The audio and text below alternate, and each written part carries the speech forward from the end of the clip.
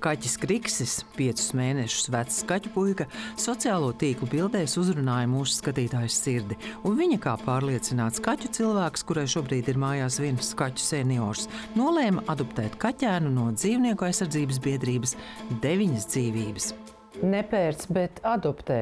Ar kādiem riskiem jārēķinās un kam jābūt gatavam, ņemot kaķīti? Pie pašas komunikācijas sākuma bija ļoti strikts uzstādījums, ka šim te runcītim ir kategorisks nē uz ārā iešanu. Tā kā man ar visiem kaķiem ir bijusi pozitīva pieredze, kad viņi iet ārā, viņi nāk iekšā, neviens nekad nav pazudis. Laist vai nelaist kaķi ārā, tas nešķita pat diskutēšanas vērts jautājums, jo skatītāji dzīvo klusā nomaļā ciemā, kur nav klaiņojušu suņu un ātri braucošu mašīnu. Tad sieviete, ar ko es komunicēju, uzbūra ainu par visādām kataklizmām, kas var notikt ar kaķi, ka tas noteikti notiks ar manu kaķi, ka viņu noteikti nobrauks, viņu apēdīs lapsas, vai arī viņš būs pamests savā novārtā un klaiņos tā kā brīvā dabā. Adoptētāji un biedrība vienojās, kamēr kaķis netiks kastrēts, viņš dzīvos mājās un ārā sāks iet tikai nākamā gada pavasarī. Potenciālā saimniece pasūtīja atbilstošu kaķu barību un aprīkojumu logiem, lai kaķis nejauši neiesprūstu, mēģinot tikt ārā pelpot svaigu gaisu. Un tad bija jāvienojās par laiku, kad kaķis nonāks jaunās saimnieces rokās. Biedrības pārstāve apjautājās paralēli, kādu es to kaķi vedīšu, vai patiešām pa taisno uz māju, vai vēl kaut kur pa ceļam mēs piestāsim. Es viņai piedāvāju vienu no variantiem, kad, par cik man ir mierīga darba vieta, kad es viņu iespējams varētu vienu pusi izmitināt pie sevis kabinetā, nodrošinot ēst, dzert, nokārtoties. Un šeit pozitīvā komunikācija starp potenciālo adoptētāju un biedrību beidzās. No biedrības pārstāves puses nāca apvainojums, kad es esmu dzīvnieku mocītāja, kad es tai būrīto kaķēnu turēšu, mocīšu, viņš nebūs nēdis, ne dzēris, ne nokārtojies. Kaķa adopcija tika anulēta. Laimīgā stāsta šajā reizē nebija. Pilni sociālie tīkli un arī dažādas plašsaziņas līdzekļi ir ar uzsaukumiem ziedojiet. Patversmēs kaķēniem vai sunīšiem gribās ēst, viņi ir jāārstē, trūkst līdzekļu. Bet tai pašā mirklī gandrīz nav iespēja no manas pieredzes to kaķēnu adoptēt, jo tiek veikts atteikums bez pamata, un te es esmu bez kaķēna. Galvenais iemesls, kāpēc tika atteikta adopcija, ir biedrības pamatojums, ka cilvēkam darbs ir svarīgāks par kaķi. Tādi cilvēki, kuri ir steidzīgi, kas, pieņemsim, man šodien nav laika, rīt man arī nav laika, es kaķīti paņemšu pusdienu laikā, tad aizbraukšu darbā 5-4 stundas pastrādāšu, un tad mēs ar kaķīti dosimies mājās.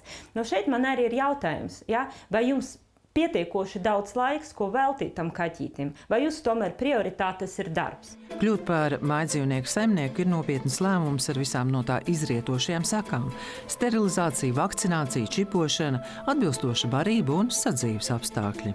Mūsu valstī, diemžēl, dzīvnieks ir pārāk pieejama prece, ja to tā var nosaukt. Saskaņā ar civila likumu dzīvniekam joprojām mājdzīvniekam ir mantas status.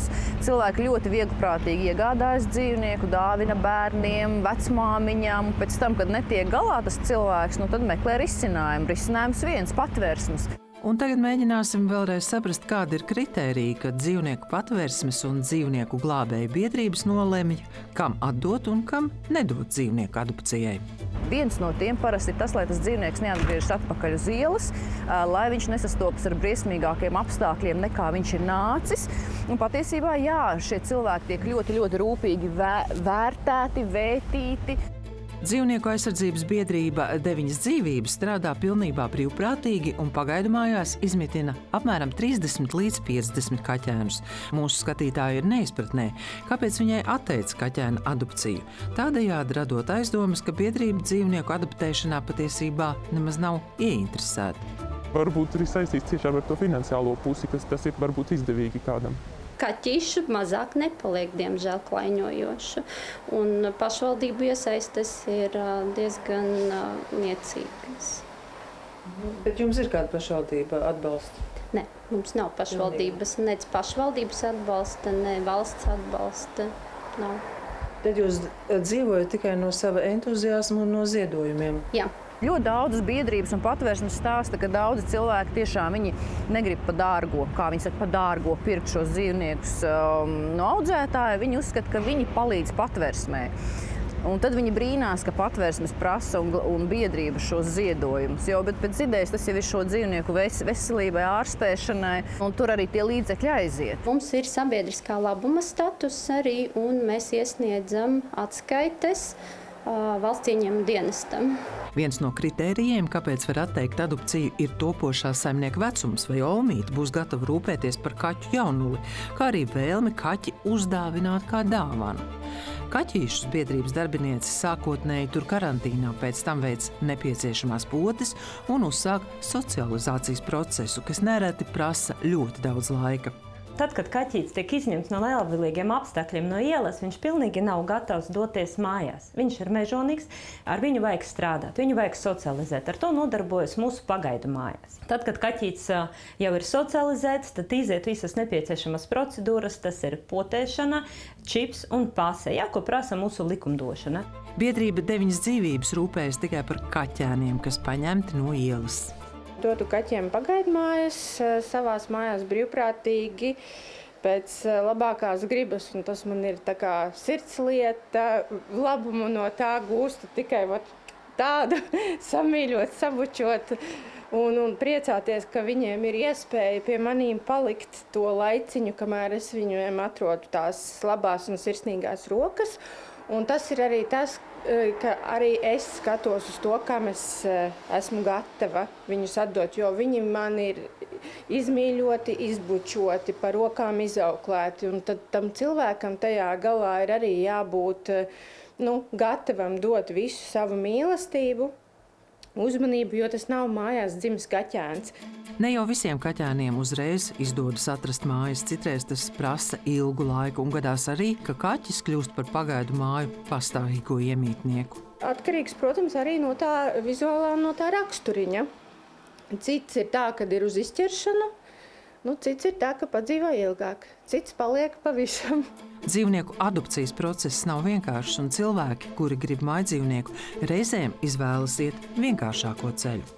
Ja tad cilvēks, vēlas šo dzīvnieku, viņam tur vairāku nedēļu laikā atsaka, viņš vienkārši aiziet uz kādu sludinājumu portālu un paņem tur pa lēto, piemēram, citu dzīvnieku. To pārprodukcijas jautājumu tas, diemžēl, nerisina. Tas varbūt ir tas otrs grāvis. Pēc diezgan neskaidrā adopcijas atteikuma mūsu skatītājai radusies sajūta, ka viņa ir nonākusi adoptētāju melnajā sarakstā, kurai neviena biedrība vai patvērsme kaķīti vairs nedos. Biedrības 9 dzīvības pārstāvi to neapstiprina, nenoliedz.